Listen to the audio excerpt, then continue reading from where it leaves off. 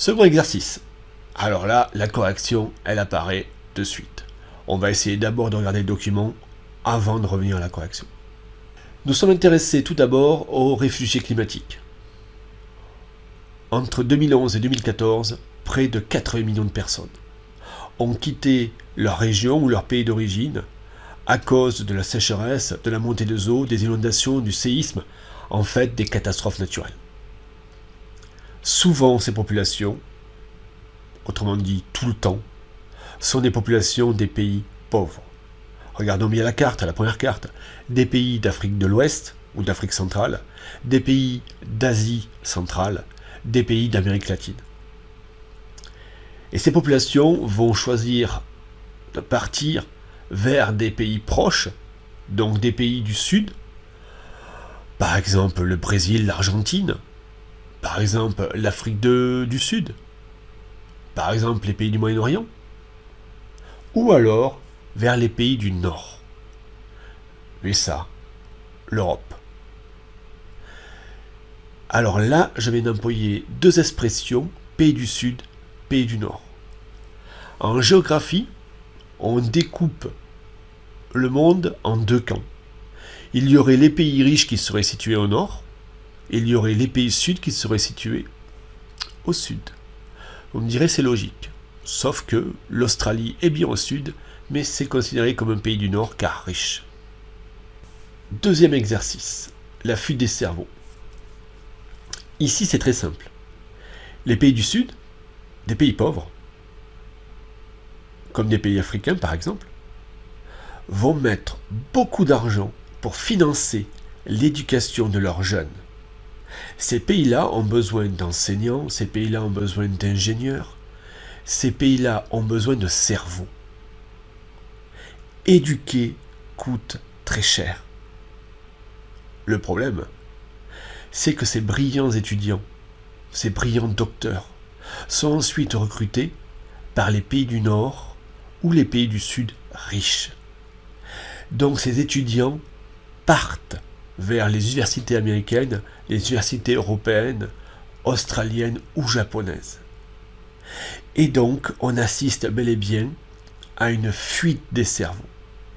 Les cerveaux du Sud sont volés entre guillemets par les pays riches du Nord ou du Sud. Les pays du Sud auront donc moins de chances, les pays pauvres auront donc moins de chances pour se développer. Troisième exercice, les remises. Les remises, c'est très simple. Les remises sont les sommes d'argent que les migrants envoient dans leur pays d'origine. Et là, il y a une surprise. C'est que nous ne sommes pas étonnés de voir ces sommes astronomiques. Par an, ça peut atteindre 120 milliards de dollars. Mais on est surpris de voir que même dans certains pays du Nord, on a des remises. Prenons l'exemple de la France. 2 millions de Français vivent à l'étranger. Et ces 2 millions de Français, comme par exemple les Marocains, envoient dans leur pays d'origine de l'argent. En France, on peut voir, ça représente plus de 30 milliards de dollars. C'est considérable. Ces fameuses remises, surtout dans les pays pauvres du Sud, vont permettre des investissements colossaux et participent à la richesse de ces États-là. Dernier exercice. De plus en plus, les frontières deviennent des frontières fermées, mais totalement fermées. Des murs symbolisent la fermeture de ces frontières. Le candidat américain Donald Trump s'est fait élire sous la promesse de construire un mur qui séparerait définitivement le Mexique des États-Unis. Pourquoi ? Parce que, tout simplement, dans les États du sud des USA, on estime que la population d'origine latine, c'est-à-dire ou mexicaine ou venant d'Amérique du Sud, est de 25 millions de personnes. 25 millions de personnes qui vivraient illégalement aux États-Unis. Donc nous l'avons vu au début du cours. Nous avons vu que cette fameuse frontière fermée existait de plus en plus entre la Bulgarie et la Hongrie. La Hongrie veut empêcher absolument les migrants, notamment syriens, de rejoindre le nord de l'Europe et de traverser leur pays. Et ces murs se multiplient. Un mur très célèbre encore. Il y a 2 enclaves, 2 petits morceaux de territoire en Afrique qui sont des territoires espagnols, Ceuta et Melilla. Et Ceuta et Melilla sont encerclés de barbelés, de murs qui dépassent des fois les 6 mètres de haut pour empêcher les migrants africains d'entrer en Europe.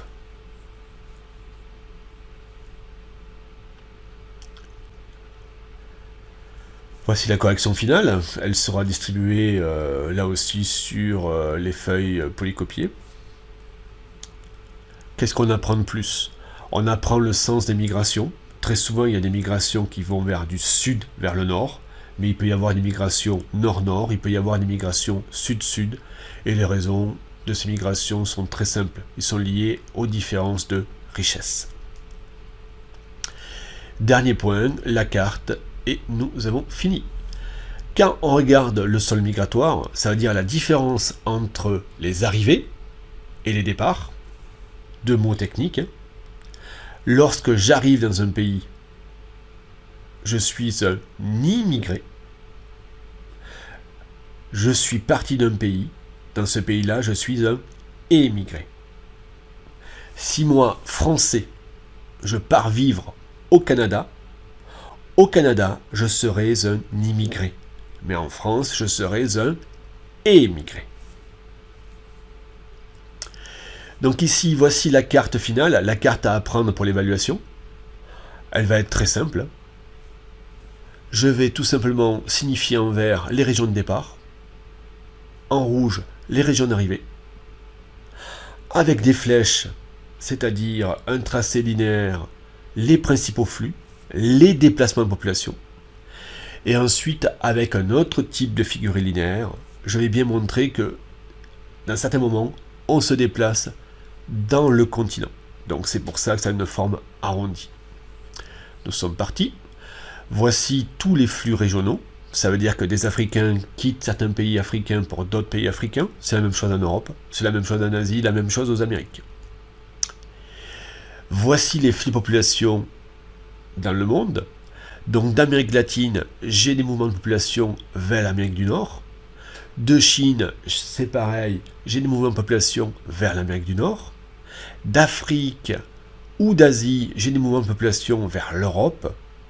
D'Asie, j'ai des mouvements de population vers, par exemple, l'Australie. Et comme nous l'avons vu lors du premier chapitre, d'Asie, j'ai aussi des mouvements vers le Moyen-Orient, qui est un morceau de l'Asie. Maintenant, je vais mettre des couleurs, je vais mettre des figurés de forme, des figurés ponctuels. Chaque fois que j'aurai un motif économique, regardez bien ce que j'ai choisi comme figuré. Chaque fois que c'est des motifs politiques, ça sera une sorte d'explosion. Et chaque fois que c'est des motifs liés par exemple au climat, liés aux catastrophes naturelles, ça sera un losange. Donc ici, la couleur verte, ça me donne les raisons des départs.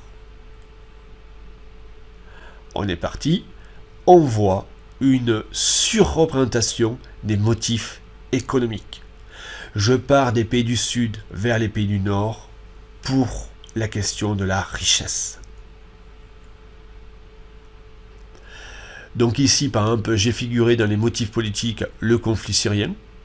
Dans les motifs environnementaux, j'ai figuré le Bangladesh, souvent victime d'inondations. Maintenant, je vois les conséquences. Les conséquences, ça peut être les remises. L'argent qui est transféré par les migrants vers le pays de départ. Les conséquences aussi, ça peut être le manque de main-d'œuvre. Au Moyen-Orient, j'ai besoin de la main-d'œuvre venant d'Asie pour construire les stades de la Coupe du Monde. Et dernière conséquence, j'ai figuré les frontières fermées, les fameux murs. Les remises. le besoin de main-d'œuvre et les frontières fermées. J'obtiens un croquis très simple à construire, j'obtiens un croquis très simple à mémoriser. J'ai bien Toll, le titre, l'orientation, la légende, l'échelle. J'ai bien à peu près 8 à 10 figurés. Et notamment, toute la leçon est résumée par cette carte que vous devez reproduire sur votre cahier. Bon courage!